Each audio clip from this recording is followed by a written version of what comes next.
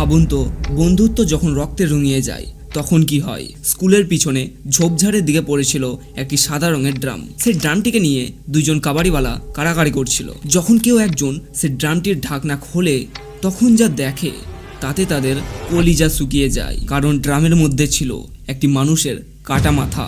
ঘটনাটি পাঞ্জাবের লুধিয়ানা থেকে। দেবিন্দর সিং 6 মাস পর মুম্বাই থেকে বাড়ি ফিরে আসে। বাড়ি ফিরেই তার 15 বছর পুরনো বন্ধু সংসিরের সাথে দেখা করতে যায়। দুজনে মিলে ড্রিঙ্ক করে, খুবই গল্প করে এবং তাদের মধ্যে একটি আসর জমে যায়। তখনই দেবিন্দর নিজের পাওনা টাকা সংসিরের কাছ থেকে ফেরত চাইল। আসলে 5 বছর আগে সংসির দেবিন্দরের কাছ থেকে 25,000 টাকা ধার নেয়। ব্যাস, এই কথা এক ঝামেলাতে পরিণত হয়। রাগের মাথায় সংসির দেবিন্দরকে চেয়ারে বসে থাকা অবস্থায় খুবই জোরে এক ধাক্কা মেরে ফেলে দেয়। পড়ে গিয়ে মাথায় আঘাত লাগার কারণে দেবিন্দরের ব্রেন ডেথ হয়ে যায় এবং ঘটনাস্থলেই তার মৃত্যু হয়ে যায়। সংসির ছিল একজন কাঠ মিস্ত্রি।